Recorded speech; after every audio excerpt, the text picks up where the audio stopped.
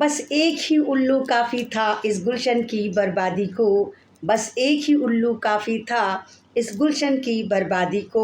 हर शाख पे उल्लू बैठा है, अंजामे गुलिस्तां क्या होगा। अस्सलाम वालेकुम, मैं दिल्ली से एक बार फिर अमन रिजवी। जैसे आप जानते हैं कि एक मुद्दा वायरल हो रहा है, सीमा बलोच या सीमा हैदर, बलोच मैंने कहा उसको। तो अगर आप जानते हो तमाम लोग, तो वीज़ा दो तरह के हुआ करते थे भाई। एक स्थाई वीज़ा होता था और एक परमानेंट वीज़ा होता था। स्थाई वीज़ा वो जो जिन लोगों के पासपोर्ट नहीं होते थे, परमानेंट उनके पास कोई वो नहीं होता था, तो 41 दिन के लिए 40 दिन के लिए उनके पासपोर्ट बनते थे और वो हज पर जाते थे, तो उनको वीज़ा भी ऐसा ही मिलता था। लेकिन सैल्यूट है भक्तों की सरकार पे कि एक और वीज़ा हो गया। उस वीज़ा का नाम है पबजी वीज़ा।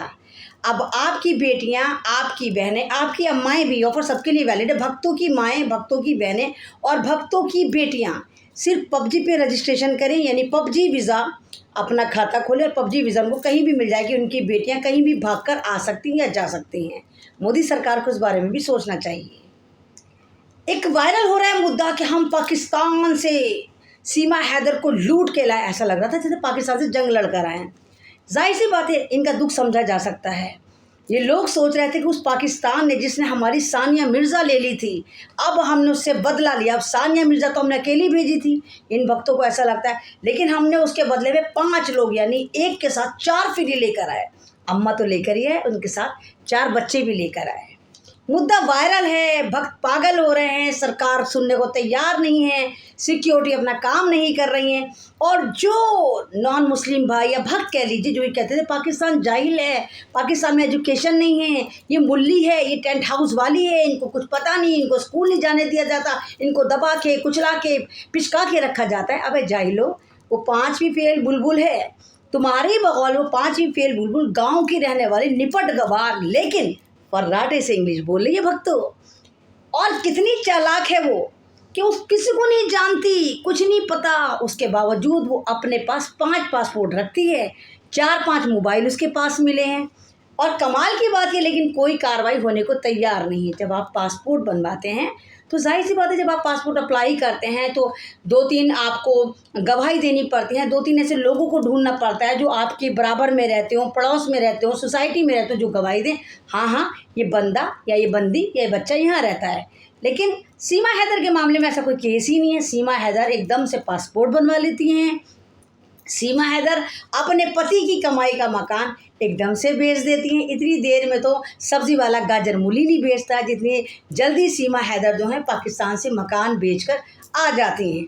और आती भी ऐसी नहीं है जनाब कि वो कोई प्रॉपर चैनल से आती हैं, बाकायदा वो इलीगल तौर पर आती हैं और पहले नेपाल आती हैं, वहाँ रंगरलियाँ बनाती हैं, फिर पाकिस्तान जाती हैं, फिर नेपाल के ज़रिए फिर भारत में आती हैं। और कमाल की बात ये, अगर हम गूगल भी खोलते हैं तो हम शायद, अगर हम अननोन जगह जाना चाहें तो भारत में गूगल भी सही काम नहीं करता है। लेकिन पबजी जो है वो गूगल का काम भी कर रहा था, जहां सचिन और ये सीमा हैदर जो है वो नैन मटक्का कर रहे थे।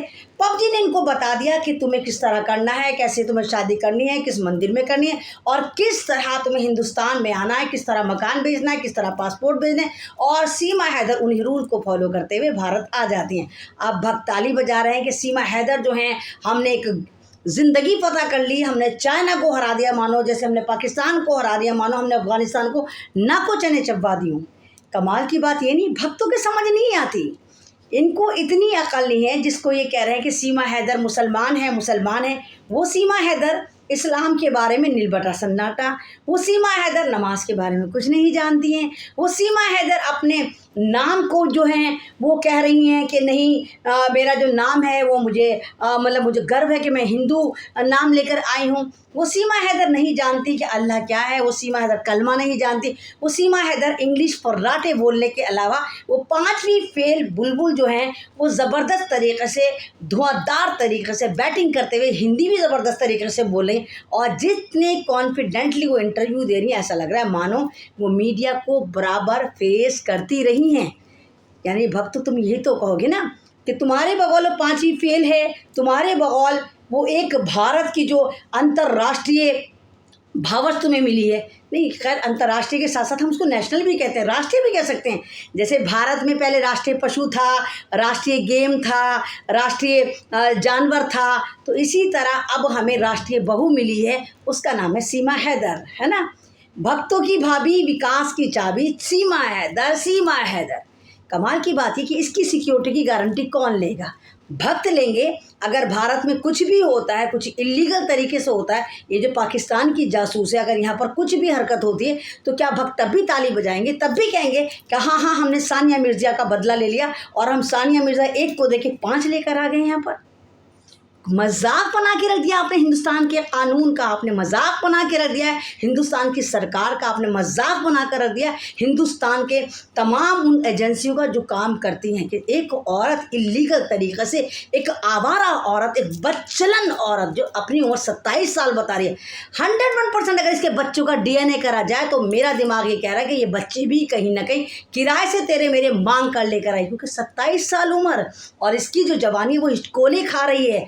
पहली शादी में जिसने लव मैरिज करी हो और ये बलोच ख़ानदान की, और पहली शादी में भी ये लड़के को लेके भाग गई थी, लड़के के साथ भाग गई थी, और फिर बलोच कबीले ने इनके ऊपर हैवी जुर्माना रखा था जो इसके पति ने अदा करा था, उसके बाद वो कर्जे में डूब गया था। अब वो सऊदी अरब में कमा रहा है और कमा कमा के इसको भेज रहा है, लेकिन इसकी जो जवानी लश्कारे मार रही है, जवानी फड़फड़ा रही है, इसकी आँख ठंडी नहीं हो रही, ये पबजी खेलती है और यहाँ पर एक झाड़ू के तिनके जैसा चुस्सा हुआ आम सचिन पटा लेती है और कहती है मैं इनसे इतनी मोहब्बत करती हूँ, सारी रात हम पबजी खेल रहे थे, मैं धर देती थी मोबाइल, सारे दिन हम फ़ोन पे लगे रहते थे। अबे जब तू सारी रात तो तू पबजी खेलती थी, सारे दिन तू उसके फ़ोन पे बातें करती थी, तो घर का काम तेरा बाप करता था, तेरे 4 बच्चों को कौन पालता था? तू तो गरीब भिखमंगे ख़ानदान की है, 5 ही फेल है, गाँव की रहने वाली, तुझे एक का नाम भी नहीं पता। तो इस कहानी में इतना झोल है, इतना झोल है, और भारत की सिक्योरिटी पर इस वक्त इतना ख़तरा मंडला रहा है। उस ख़तरे का नाम सीमा है, उस ख़तरे का नाम सचिन है। इन दोनों को पकड़ के इन पर ज़बरदस्त तरीके से इन पर टैटू बनाए जाएं, इनसे पूछा जाए आखिर ये हैं कौन और ये क्यों भारत का माहौल ख़राब करने आ रहे हैं। क्योंकि अगर खुदा ना खास्ता भारत पे कुछ भी हमला होता है या कुछ भी प्लानिंग करती है, एक औरत जिसके पास 5 पासपोर्ट हैं, एक औरत जो भिखमंगी है और 4-5 मोबाइल उसके पास हैं, और जिस मोबाइल से वो चैट करती थी वो तमाम चैट उसने डिलीट कर दी। और हाँ, भक्तों की जो भाभी जी हैं, भाभी जी को कंप्यूटर बहुत अच्छा चलाना आता है, स्कूल की शक्ल नहीं देखी, एजुकेशन नील बटा सन्नाटा, 5वीं फेल बुलबुल, कंप्यूटर बहुत अच्छा चला लेती हैं। तो ये बात दर्शाती हैं कि पाकिस्तान का जासूस है, ये पबजी के नाम पे आपको बेवकूफ़ बना रही है। जिस ज़माने में पबजी कर रही हैं, उस ज़माने में पबजी का वो वर्जन बैन था, लेकिन ये सचिन के साथ पबजी खेल रही थी और पबजी का वीज़ा लेके, पबजी पे वीज़ा लेके ये भारत आ गई और पबजी से इनको डायरेक्शन मिल गई, पबजी ने इनको सब कुछ बताया। तो मोदी जी यहाँ पर ध्यान लगाइए, ये भक्तों की जो मंडली उसको पूरा इनाम व इकराम से नवाज़ो और किसी मुसलमान यूट्यूबर को वहाँ जाने नहीं दे रही, क्योंकि इनको पता है कि इनका भांडा फूट जाएगा। कोई मुसलमान गया तो तमाम सवाल ऐसे ही करेगा, उससे पूछेगा।